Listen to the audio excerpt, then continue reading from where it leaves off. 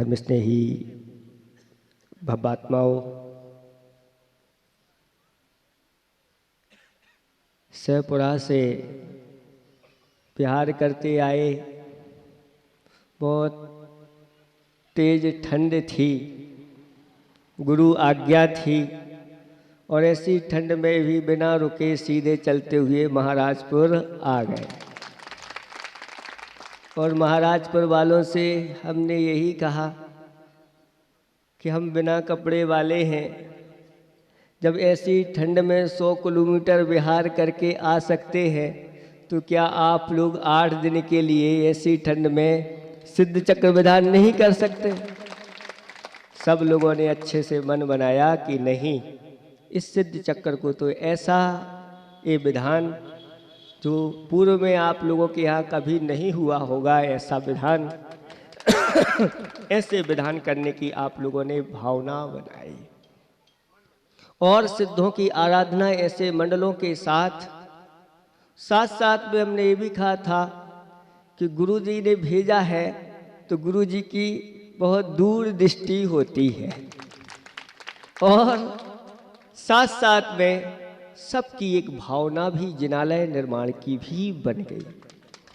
साथ में और स्वर्ण दान के माध्यम से स्वर्ण कलसी, स्वर्ण झाड़ियों की भी आप लोगों ने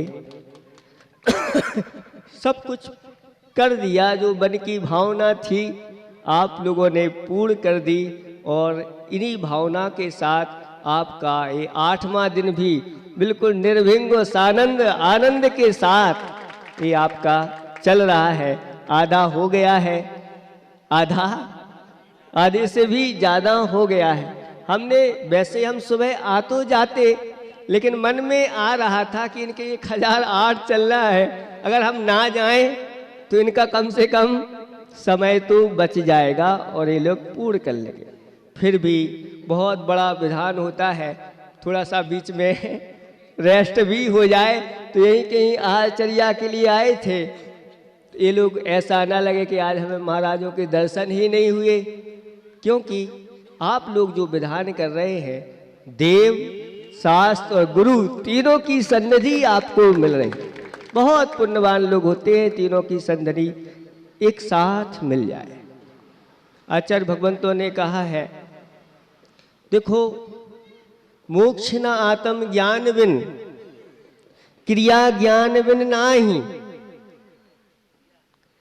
नहीं ज्ञान विवेक बिना, गुण विवेक के नाही। मोक्ष की प्राप्ति उसी व्यक्ति को होती है जिसको आत्मा का ज्ञान हो जाता है कि हमारे अंदर, आत्मा के अंदर वह अनंत वैभव भरा पड़ा है। उस वैभव को हमें प्राप्त करना है। एक ही भाव स्तोत्र आप लोगों ने सुना होगा, पढ़ा होगा।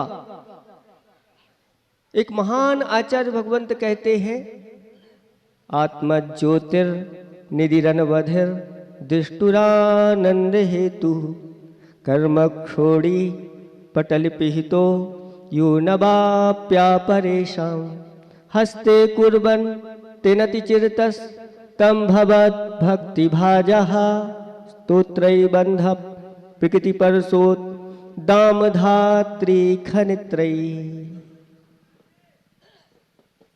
हे भगवान, यह आत्मा की जो अनंत ज्ञान स्वरूप जो ज्योति है, ये अनंत ज्ञान का वैभव है, ये असीमित है, इसकी कोई सीमा नहीं है। और जो इसको देख लेता है, इसको जान लेता है, उसके आनंद का कहना ही क्या है। लेकिन यह आत्मा की निधि जो है वह कर्म रूपी पटलों से हमारी ढकी हुई है, और जो मिथ्या दृष्टि लोग होते हैं उनको वह कभी प्राप्त हो नहीं सकते। लेकिन जो जिनेंद्र भगवान के ऊपर, सच्चे देव शास्त्र गुरु के ऊपर विश्वास रखने वाला सम्यक दृष्टि होता है, और ऐसा सम्यक दृष्टि ऐसे विपरीत समय में भी वह भक्ति करने के लिए तत्पर रहता है। वह ये नहीं देखता कि ठंडी है, कैसी ठंडी में भी सुबह से ये सब लोग उपस्थित हो गए, हमें सिद्धों की आराधना करना है। तो कहा कि वह ऐसा व्यक्ति है, भगवान आपकी भक्ति करने वाला ऐसा भव्य पुरुष अनतिचिरता बहुत जल्दी अपने हाथ में कर लेता है उस निधि को। कैसे करता है? तो स्तोत्र रूपी ऐसे धारदार खनत्रों के द्वारा, यानी कुदाड़ी होती कुदाली, उस कुदाली से खोद करके वह अपने हाथ में कर लेता है। आप लोग चिंता नहीं करना, महाराज हम दीक्षा नहीं ले पा रहे, हमारी का नहीं बन पा रहे, पुरुषार्थ तो पूरा करना। लेकिन आचार्य भगवान कहते हैं कि जो जिनेंद्र भगवान की निष्काम भक्ति करता है उसके लिए वह आत्मा की निधि बहुत जल्दी प्राप्त हो जाती है, यानी उसके लिए सारी सुद्रव्य सुक्षेत्र सुकाल और सुभाव की उपलब्धि हो जाती है। ऐसे इस कलिकाल में जहाँ साक्षात लोक चूड़ामणि भगवंत विराजमान नहीं है, लेकिन उनकी वाणी आज भी हमारे सामने विद्यमान है। उस वाणी के आधारभूत ऐसे दिगंबर यथाजात मुद्रा को धारण करने वाले, ऐसी शीतकाल में भी जिनका विहार कल चल रहा है इंदौर की तरफ, ऐसे आज वर्तमान में हमारे गुरुदेव विद्यमान हैं। और जब ये विद्यमान है फिर आचार्य भगवान कहते हैं, हाँ सिद्धवर सिद्धों की आराधना करते हुए वह इस तरफ की ओर बढ़ रहे हैं। तब ऐसे वह व्यक्ति आगे जाकर के वह सिद्धों की जो निधि है, अरहंतों की जो निधि है, बहुत जल्दी प्राप्त हो जाए। इसलिए अपनी श्रद्धा को मजबूत रखना, जिनेंद्र सच्चे देवशास्त्र गुरु के अलावा इधर उधर की बातों में ना आकर के भटकना नहीं, और अपने आत्म तत्व के ऊपर विश्वास रखना। कुछ लोग तो ऐसे हैं जो आत्मा को मानते ही नहीं आत्मा के अस्तित्व को स्वीकार नहीं करते।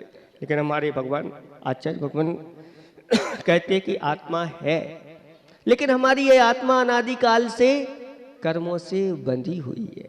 उस कर्मों के कारण से यहाँ पर वह अनेक प्रकार के सुख दुखों को भोगने वाली होती है। लेकिन जिस दिन ये कर्मों का क्षय होगा वह हमारी निधि हमें उपलब्ध हो जाएगी। इसलिए ज्ञान मोक्ष न आत्म ज्ञान बिन क्रिया ज्ञान बिन ना ही। जो क्रियाएं होती हैं वह भी ज्ञान के बिना नहीं होती। जो समीचीन क्रियाएं हैं वो ज्ञान के सम्यक ज्ञान के माध्यम से होती। और जिसके पास ज्ञान है तो कहते हैं ज्ञान उसी का सार्थक है, विवेक जिसके पास है। और नहीं गुण विवेक, विवेक के बिना गुणों की कोई कीमत नहीं होती। अब बहुत सारे गुण हैं, अगर विवेक नहीं है तो उन गुणों के ऊपर पानी फेर दिया। कहते हैं इसने सारे गुणों पे पानी फेर दिया। जब अविवेक आ जाता है तो ऐसी स्थिति बन जाती है। और नहीं विवेक जिन मत बिना, विवेक भी कहाँ से मिलेगा? जिनेंद्र भगवान के मत में ही ऐसा विवेक है कि हमें क्या करना है क्या नहीं करना है, क्या हे है क्या उपादेय है, क्या अच्छा है क्या बुरा है, क्या स्वर्ग है क्या नरक है, क्या बंध है क्या मोक्ष है। ये सब जिनेंद्र मत के बिना ये विवेक जागृत नहीं होता। और जिन मत जिन बिन माही, और ये जिनेंद्र भगवान का मत बिना जिनेंद्र के नहीं होता। परमात्मा स्वरूप जो है ना, उस परमात्मा को जब तक प्राप्त ना कर ले तब तक ये आप लोगों को ऐसी ही क्रियाएं भक्ति भाव के साथ करते रहना है। आज सहपुरा नगरी में प्रवेश करते ही एक दृश्य ऐसा दिखा कि मन प्रसन्न हो गया।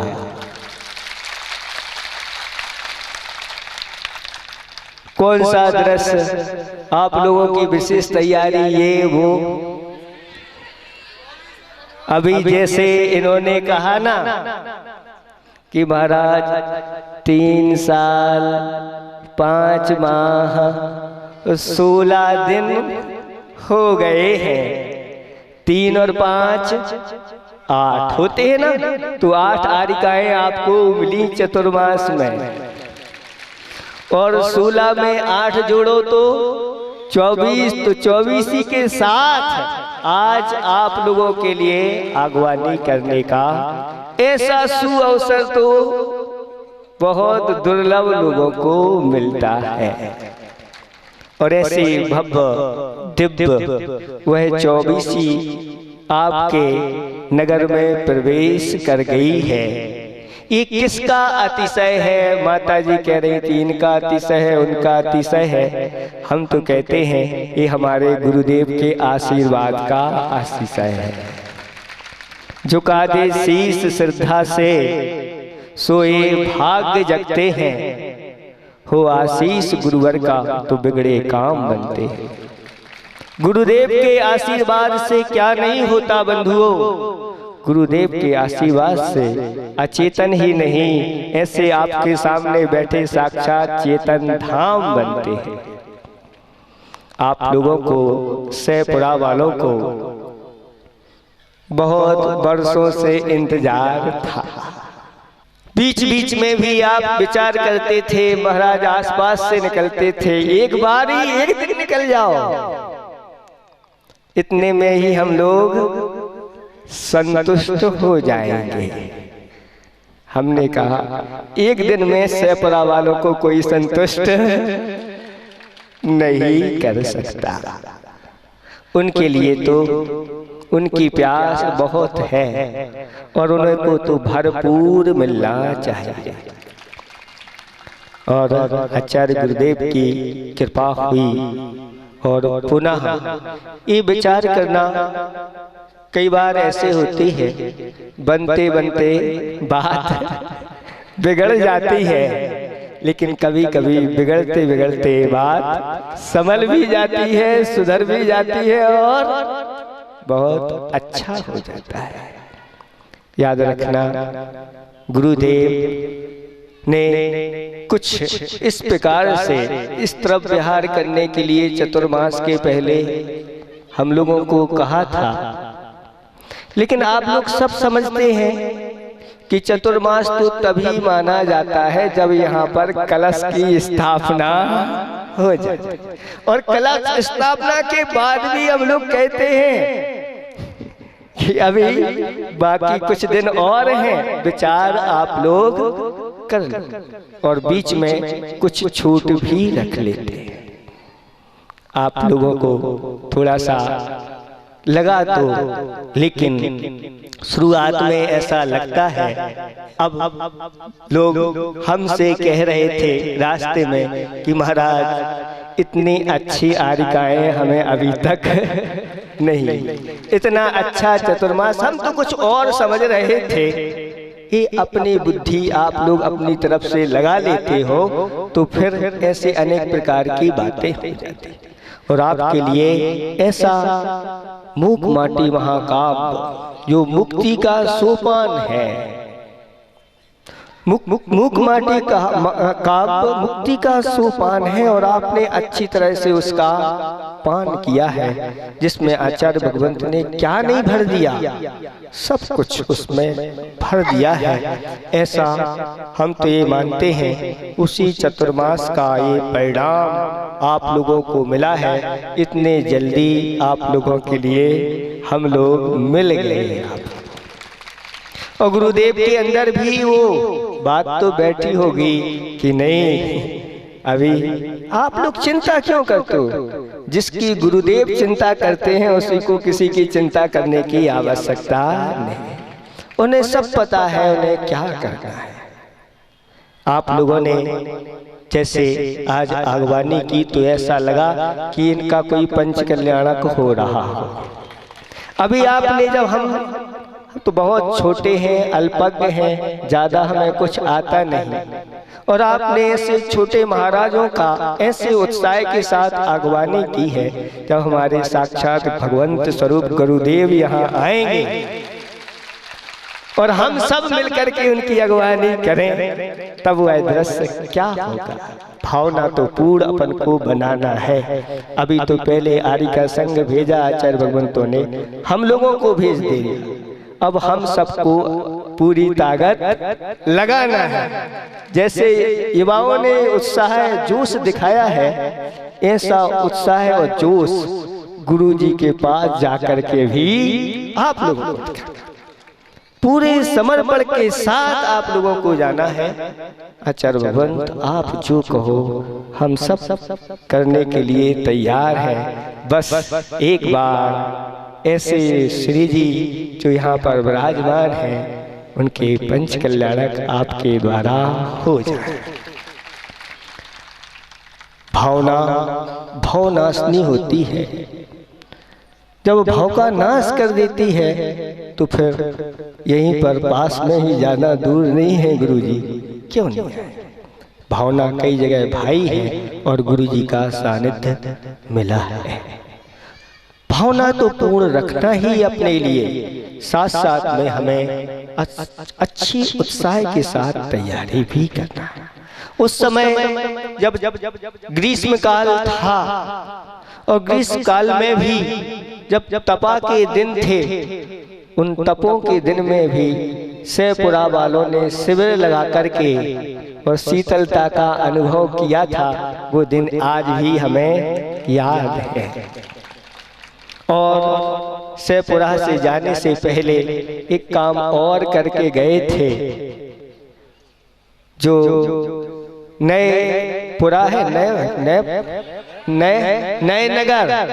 नए नगर के बड़े बाहुबली भगवान को हम दूसरे स्थान पर विराजमान करके गए थे और भावना एक की थी, भगवान जल्दी से जल्दी आकर के आपको उच्चासन प्रदान करूं। बस वो भी हमें याद है। अब बहुत समय हो गया है और हमें तो लगता है आबाल वृद्ध यही चाहता है कि बस महाराज जल्दी से जल्दी अब हम लोगों को पंच कल्याणक दिखा दो। हाँ, भाव सागर जी महाराज कह रहे हैं, इनकी भावना तो आप लोग जानते ही हैं। इनका बस चले तो अभी गुरु जी को लेकर के आ जाए और आपके पंच कल्याणक। बहुत धर्म प्रभावना के लिए इनका उत्साह आप लोग देखते हैं। सबके प्रति भावना अच्छी रहती है। और क्या, हमारे चारों महाराज जिनसे सैपुरा वाले अच्छी तरह से जुड़े हैं, सब महाराजों से जुड़े हुए हैं और सबसे कुछ ना कुछ इन्होंने लिया है। और हम तो ये कहते हैं सैपुरा वालों को अभी बहुत बड़े बड़े काम करना है।